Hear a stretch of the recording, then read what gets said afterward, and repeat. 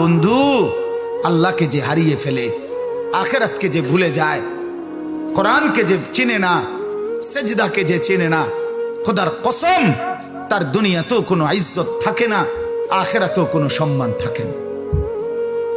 যে আল্লাহ হারা সে সর্বহারা, যে আখিরাত হারা সে সর্বহারা, যে সেজদা ছাড়া সে সব হারা, যে কোরআন হারা সে সব হারা।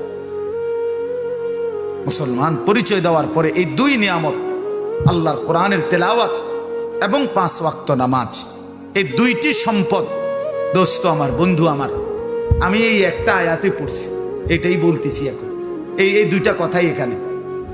এই দুইটি নিয়ামত একজন মুসলমান পরিচয় দেওয়ার পর, একজন মুমিন পরিচয় দেওয়ার পর, এই দুইটি নিয়ামত যার মধ্যে নাই, কসম আল্লাহ তার কিচ্ছু নেই,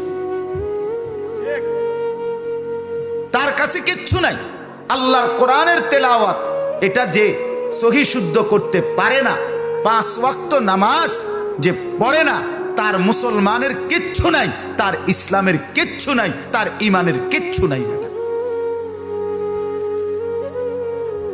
আফসোস ছাড়া হাসরের ময়দানে আর কিছুই জুটবে না।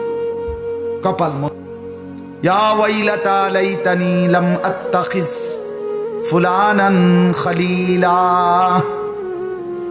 রব্বুল আলামিন বলেন, ইয়াউমা ইয়াদ্দুজ জালিমু আলা ইয়াদাইহি, হাসরের ময়দানে নাফরমান পাপী নিজের দাঁত আঙ্গুল দিয়ে এইভাবে কামড়াইতে কামড়াইতে ছিঁড়ে ফেলতে চাইবে, আর আফসোস করে বলবে, ইয়া লাইতানি ইত্তাখাযতু মা'আর রাসূলি সাবিলা।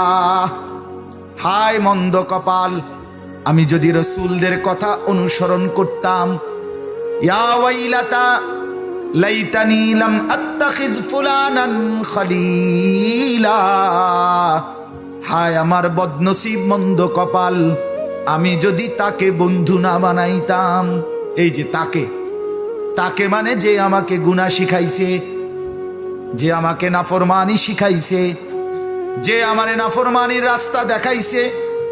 আল্লাহ বলেন, নাফরমান আঙ্গুল কামড়াবে আর আফসোস করে বলবে, তাকে যদি বন্ধু না বানাইতাম।